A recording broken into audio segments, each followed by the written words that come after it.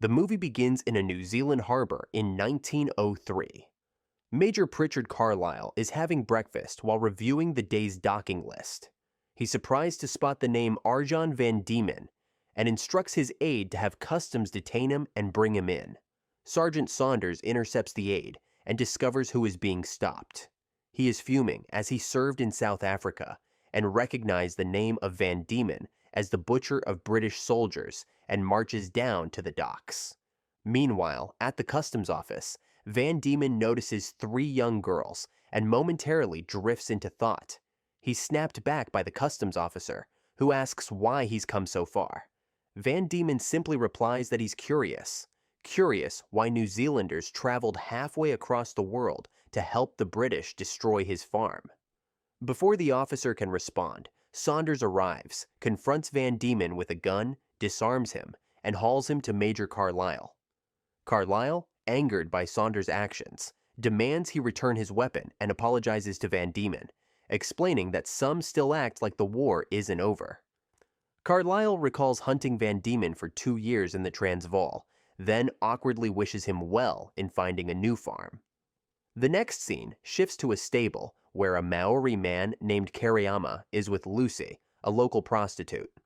She asks about a pouch he wears, which contains soil from his grandfather's land. He treats her kindly and boosts her confidence, saying in his culture she'd be seen as a princess and admired for her beauty. A drunken Saunders and 2 corporals stumble out of a bar and spot lights on at the stables. There, they catch Kereama speaking with Lucy and decide to harass him. Kereama initially endures the beating in silence, but eventually lashes out in his native language. Provoked, the soldiers resume their assault. When Lucy tries to step in, they shove her aside.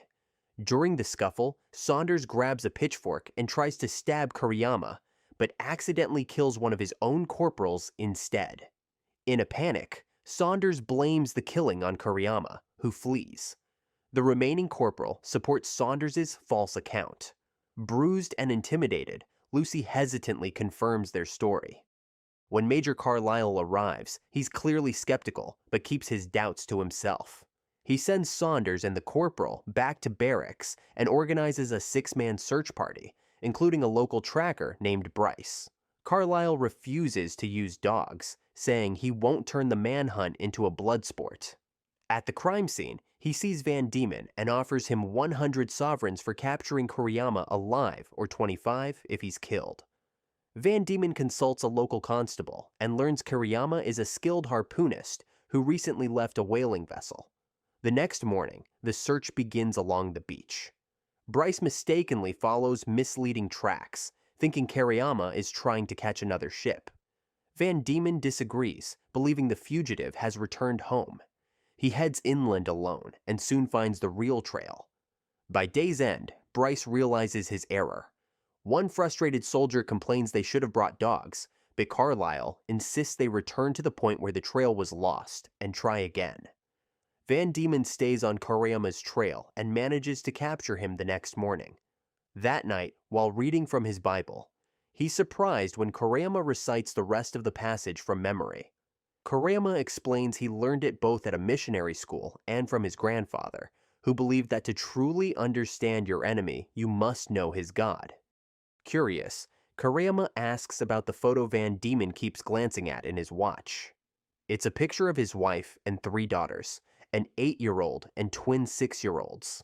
Van Diemen coldly states that they're gone.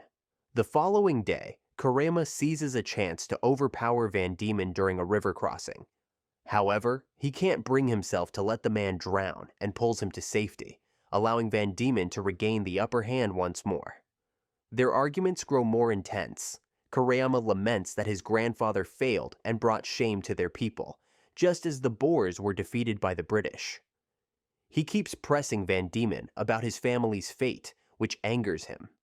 Eventually, Van Diemen shares that the British burned their farms and forced women and children into camps, where many died from disease, though he never learned exactly how his family perished. Their mutual resentment of the British continues to surface. Though Van Diemen insists he doesn't harbor hate, he does admit that during the Boer War, He and his men would cut off the trigger finger of captured officers, but only the bravest ones as a form of respect. Kereama responds that, in that case, he has no hope. Meanwhile, the search party heads inland as the terrain grows more difficult. Major Carlysle sends a soldier back to camp with the horses to collect more supplies, acknowledging the pursuit is taking longer than expected. Later, in a quiet moment with a young recruit, Carlysle advises him to live in a way that he can proudly explain to his children what he did for his country. Kereama manages to escape from Van Diemen again, prompting a desperate pursuit that ends in a brutal fight between them. Kereama gains the upper hand and has the chance to kill Van Diemen, but chooses not to, insisting he isn't a killer. At that moment, Bryce appears with a gun, followed by the rest of the search party. Major Carlysle commends Van Diemen for helping capture Kereama and assures him he'll receive the promised 100 sovereigns. Soon after, they see Saunders returning with supplies. Carlysle is displeased by his arrival and later reprimands him for glaring at Kereama, reminding him that this is not about revenge. That night at camp, Van Diemen requests some meat and takes it to Kereama, who is tied to a tree. They discuss their pasts. Van Diemen talks about the cause he fought for in South Africa, while Kereama recalls watching the British kill his grandfather. Too small to bury him, he fled, but vowed to return one day and liberate his people. Van Diemen asks if reclaiming family honor is the reason he came back. Kereama confirms it and says he nearly made it over the ridge to reach home, until Van Diemen stopped him. Van Diemen returns to the others, leaving his knife behind. Kereama notices this, waits for the camp to fall asleep, then cuts his bonds with the knife. He quietly knocks out the rookie guard and escapes. By morning, Kereama's disappearance is discovered. Bryce grows suspicious, but Van Diemen quickly heads out alone, claiming he has unfinished business. Saunders then informs Major Carlysle that the rookie's gun is missing, forcing Carlysle to authorize the use of deadly force despite his reluctance. As they set off again, the rifle is shown lying abandoned on the ground. Van Diemen deliberately leads the search party on a false trail to give Kereama more time. He eventually finds him near a sacred ancestral cave. While Kereama goes inside, Van Diemen kneels outside with his Bible open, and the photo of his family visible, quietly praying.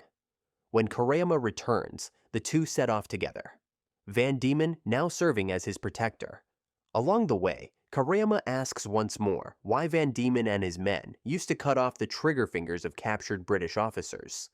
Van Diemen replies that killing was a sin, and removing the finger stopped brave men from committing it again. Realizing that escape is no longer an option, Kereama stops at a waterfall.